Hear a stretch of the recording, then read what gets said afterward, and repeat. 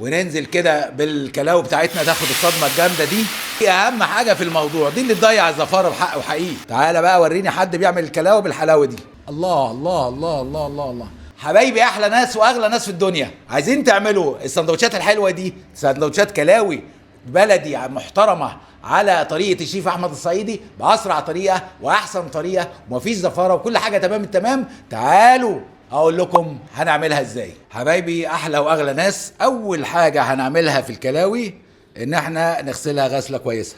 طبعا احنا غسلينها بس اصرنا ان احنا نظهرها لكم قدام الكاميرا. الغسله دي لازم مهمه قوي للكلاوي، تنشيفه كويسه كده عشان ما تضايقناش وما تعكسش معانا في التقطيع. طبعا الكلاوي مختلفه عن الكبده، الكلاوي ماسكه نفسيها فبتتقطع بسهوله واحسن، انما الكبده لازم نفرزها شويه عشان تتقطع معانا العصافيري المظبوط. وبكده لبسنا الجلافزات بتاعتنا ونتوكل على الله. بسم الله ما شاء الله، بسم الله الرحمن الرحيم. ونبتدي كده زي ما احنا متعودين في التقطيع، بنمسك الكلاوي كده ونبتدي زي الكبده بالظبط اهي كده مقطوعه. التقطيع بتاعنا رقيق اهوت زي الكبده العصافيري. شايفين الحلاوه دي والجمال ده؟ طبعا العجل لسه مذبوح يعني. كل ما الكلاوي تبقى رفيعه كل ما هتستوي اسرع وما تجلدش في التسويه. بسم الله ما شاء الله تبارك الله. كده الكلاوي بتاعتنا بقت جاهزه. دي كده البلانشه دي او اللوحه التقطيع ده ما عادلوش لازمه. نبتدي بقى دقه بسيطه كده، خلطه بسيطه. الفلفل الحامي اختياري، اللي عايز يحطه واللي مش عايز ما يحطش، وكمان الكميه نفسها اختياري، اللي عايز يزود يزود واللي مش عايز يزود ما يزودش. 4-5 فصوص توم كده، نزود كمان فصين مفيش مشاكل. عرق صغير كزبره، ولو في شبت برضو مفيش مشاكل، عرق صغير برضو زي الفل كده يا جماعه. هنا بنحط بس سنه ملح صغيره كده عشان تسهل علينا الدق، ما بنحطش الملح دلوقتي. كده زي الفل. ناخد الدقه دي بتاعتنا دي، الخلطه دي كده، وانا عندي الخلطه بتاعتي برضو مجهزها. نحط معلقتين كده حلوين.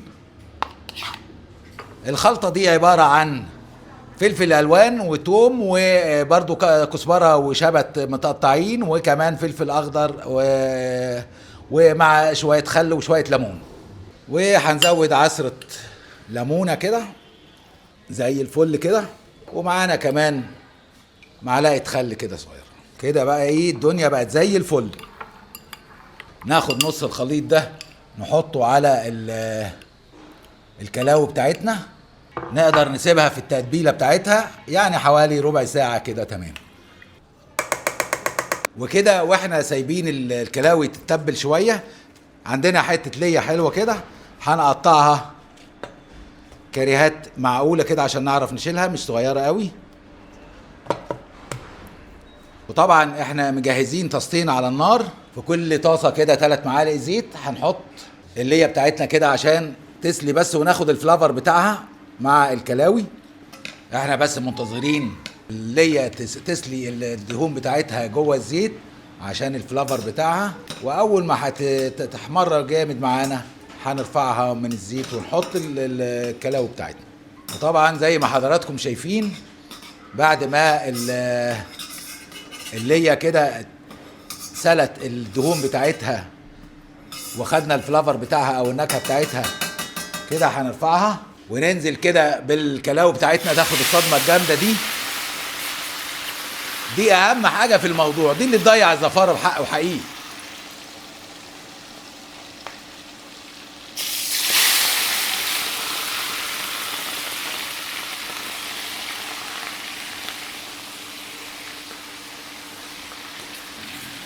كده زي الفل. نسيبها كده تاخد الصدمه بتاعتها كده براحتها.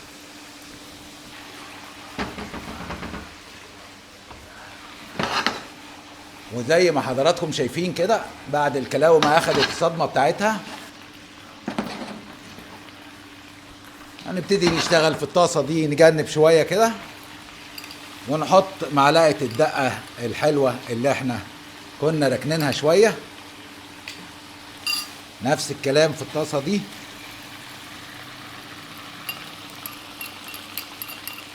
تقليبة حلوة. ننزل بالبصل الجوانح بتاعنا.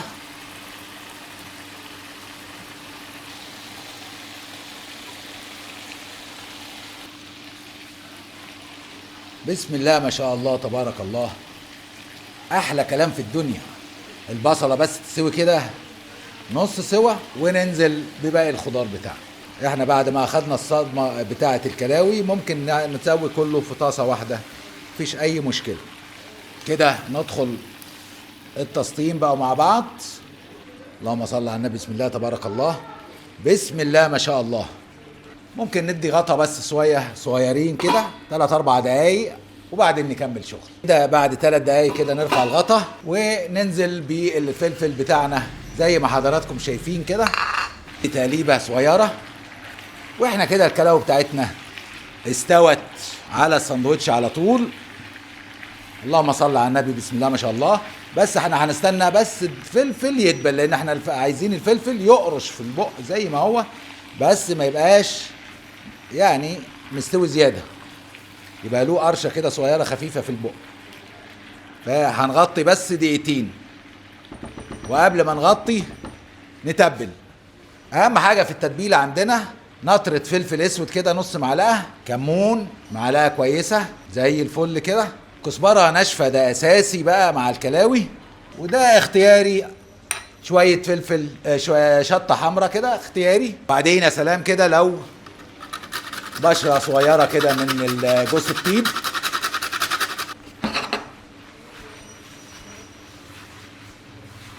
نغطي بس كده دقيقتين بالكتير، فقط نغطي دقيقتين بالكتير، الفلفل يدبل شويه كده وبعدين نعبي السندوتشات بتاعتنا اللي هي هتطلع حكايه يا ولا يا ولا. وكده تمام قوي، كل حاجه زي الفل. بسم الله ما شاء الله تبارك الله. مفيش احلى من كده. شايفين الحلاوه والجمال؟